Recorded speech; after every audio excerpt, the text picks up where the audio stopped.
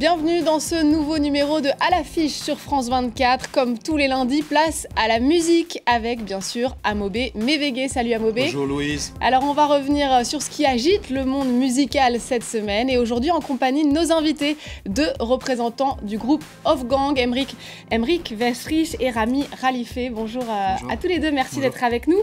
Dans quelques instants, on va parler de la sortie de votre nouvel album Istiklalia.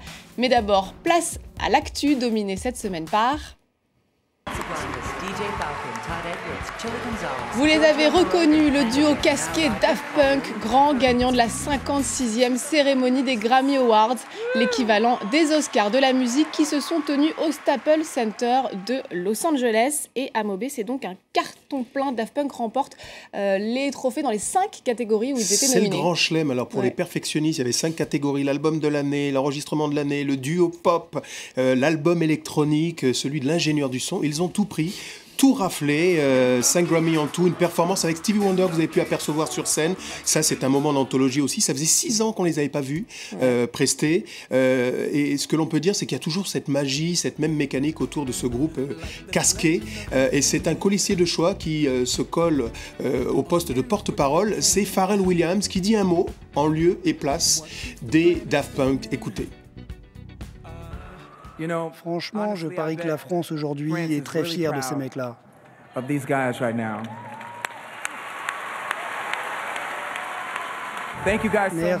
Merci beaucoup. Ça a été une super année. C'est vrai qu'on n'est pas peu fiers, hein, finalement, la France citée aux Grammy Awards. Les Wolfgang, vous qui êtes un peu aussi dans... Vous faites un mélange de musique, on va le découvrir, représentant de la France sur une scène un peu électro. Qu'est-ce que vous pensez des Daft Punk? Est-ce qu'ils ont fait beaucoup pour la scène musicale française dans le monde? Moi, je suis un grand fan des Daft Punk, de la première heure. J'ai un peu décroché ces derniers temps. Je suis très content pour eux qu'ils aient eu ces Grammy. Après, nous, on est un petit peu loin de tout ce marketing et on doit même admettre être très mauvais dans le côté commercial. Après, voilà, les Daft Punk, à chaque album, il y a du fond, il y a quelque chose, il y a une réflexion. Et voilà, on peut dire qu'ils ont ouvert une voie. En tout cas, donc c'était cet album de l'année pour les Daft Punk. L'autre récompense très attendue, c'est celle de meilleure chanson de l'année, Amobé. Alors, avec une jeune artiste, c'est l'émotion. Vous en perdez votre voix. J'en perds mon latin, d'autant plus qu'elle est néo-zélandaise. Elle a 17 ans, c'est la révélation du moment. Elle s'appelle Lorde et elle a obtenu donc avec Royals déjà une certaine cote d'estime. Alors elle obtient le Grammy de la meilleure performance et meilleure chanson de l'année. Et je pense qu'on entendra beaucoup parler de cette jeune demoiselle pas toujours zélée. Alors en parlant de performance, plus que des prix, les Grammys sont surtout l'occasion de voir les stars au top sur scène. Et cette année, Amobé, on a été servi. Alors Beyoncé et Jay-Z qui tiraient un peu la tronche quand même parce que Jay-Z est reparti bredouille quasiment. Un seul trophée sur 9 nominations.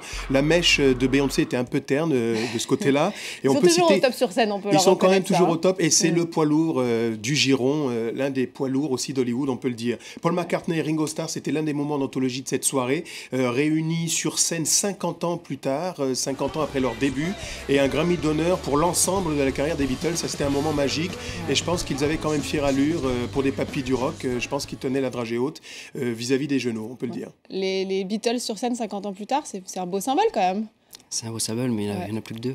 Il y en a plus que 2, ouais. Il y a un côté un petit peu triste. Ouais, il y a un côté un peu triste, mais c'est beau de leur rendre hommage toujours. On va quand même finir cette page Grammys avec peut-être la révélation de l'année, Amobé. Et c'est une manière de reparler un peu aussi de Jay-Z, parce que c'est dans la catégorie rap que 2 jeunes intervenants pas très connus ici en Europe, mais plutôt du côté du nord de l'Amérique, sont originaires de Seattle. C'est Michael Moore et Ryan Lewis qui ont donc obtenu le prix de la révélation de l'année, plus 3 autres récompenses catégorie rap. Alors ils ont balayé tout le monde, hein. Ils ont envoyé valdinguer Kanye West, Jay-Z, Drake et Kendrick Lamar. Alors ce que l'on entend, c'est qu'il y a un énorme buzz sur Internet de contestation. Oui, pourquoi eux, on ne les connaît pas. Et apparemment, les deux se seraient fendus d'excuses en direction de Kendrick Lamar en disant, écoute, on a pris le prix du meilleur album de l'année, mais c'est vraiment à toi qu'il revenait. Donc fair play, hein, c'est classe. Peut-être, mais d'autres polémiques à suivre. Ça me rappelle un peu au moment où Eminem émergeait. On a dit, voilà, l'Amérique ne tourne plus rond depuis que le plus grand rappeur du monde est blanc et que le président des États-Unis est noir. noir, et que le meilleur golfeur et asiato-africanoïde, c'était donc à l'époque Tiger Woods. Mais on verra qui pourra. On va entendre parler d'eux ici en Europe. Retenez bien leur nom, Michael Moore et Ryan Lewis. Michael Moore et Ryan Lewis. En parlant de révélations, avec nous sur le plateau, deux représentants du groupe Off-Gang.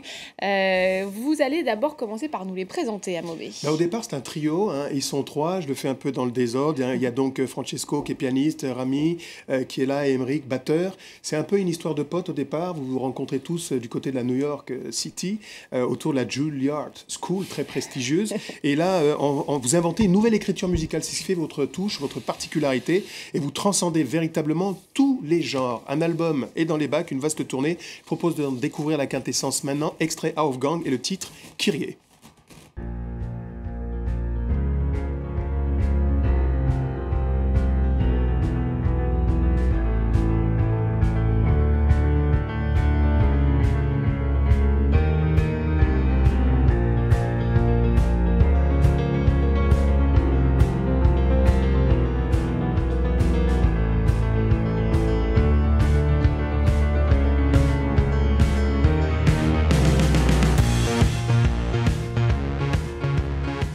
Alors vous allez nous raconter comment vous travaillez, mais l'une des forces du groupe, c'est vraiment que chaque membre se nourrit d'expériences et d'autres collaborations.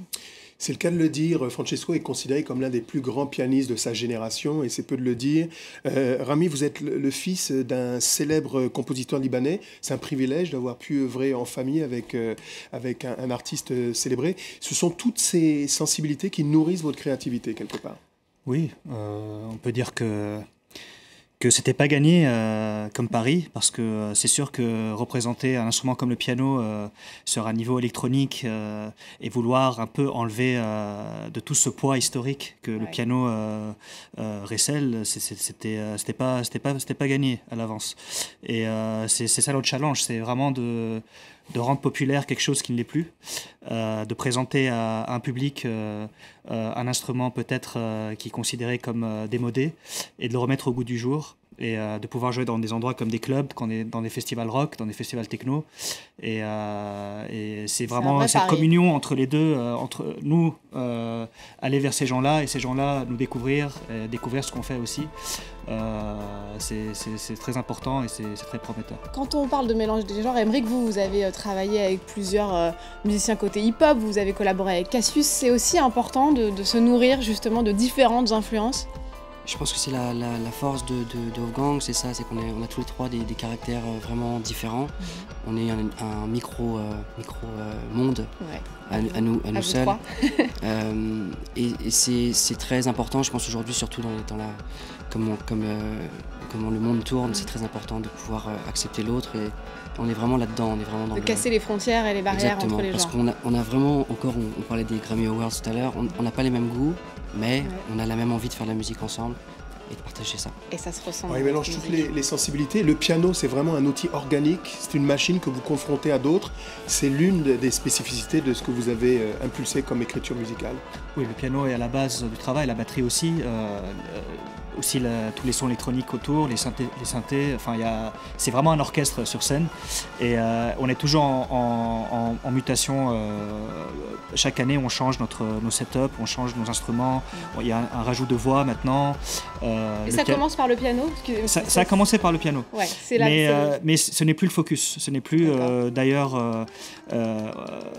on joue pas le piano comme les gens en général. Déjà, on joue debout. On ne s'assoit pas. Il est sur un Pratos. Ouais, on le voit, donc, il y a une attitude rock, plus rock. Ouais. Et puis, la façon dont on aborde le piano, c'est vraiment... on l'explore comme... Avec beaucoup d'improvisation, hein, il y a de l'improvisation et de l'écriture, mais c'est le piano comme instrument de percussion. Plus, c'est un outil percussif, voilà, quasiment. Voilà. Alors, il y a une autre spécificité qu'on décèle chez vous, c'est que vous êtes un peu sur une posture anti-star. Vous venez absolument pas qu'on pose de labels de qualité sur votre musique, justement pour ne pas rester engoncé dans un genre? On a tellement souffert au début d'une appellation des musiciens qui essaient de faire des musiciens de classique qui font de l'électronique. Ce qui est totalement faux, parce qu'à la base, on a ce projet-là, ce n'est pas une fusion, mais c'est un langage.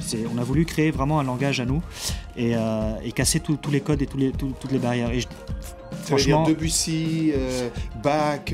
Tous mes respects à Debussy, Bach, mais ce qu'on fait, ça n'a rien à voir ni avec Debussy ni avec mais Bach. mélangé quand même avec des sensibilités, parce que vous les revendiquez quand même. Vous avez fait des études classiques musicales. Oui, on a fait des études classiques, mais on est sorti de là il y a très longtemps. Même au conservatoire, on était considérés comme des aliens un peu parce qu'on n'avait pas du tout cette posture de conservatoire et voilà, on était vraiment libre dès le départ. Donc et ça se sent on tient à évidemment ça, dans votre cette musique. liberté. Merci beaucoup en tout cas à tous les deux d'être venus nous parler du projet Off Gang. L'actu, c'est bien sûr votre nouvel album Istiklalia et une tournée qui va bientôt commencer. On va conclure à Mobé cette émission avec un autre artiste. On parlait de mélange des musiques et des frontières qui sont abolies en musique. C'est un artiste qui leur parle certainement, c'est Damon Albarn de Blur, de Gorillaz, qui se lance en solo pour la toute première fois. L'artiste britannique qui a fait des incursions aussi en Afrique, on l'a vu avec les Congolais, les Maliens. Le musicien britannique sortira un premier album solo le 28 avril prochain et on sera aux premières loges de la dégustation de cette nouvelle saveur aux couleurs de Damon Albarn, un créatif prolifique. Qu'on va évidemment suivre ici dans À l'affiche. Merci beaucoup à Mobé d'être venu nous parler musique. C'est la fin de cette émission que vous pouvez retrouver sur france24.com ainsi que sur tous nos réseaux sociaux. On se quitte avec les stars incontestées de cette émission, les Daft Punk et leur fameux Get Lucky. Merci à tous de nous avoir suivis et à très vite.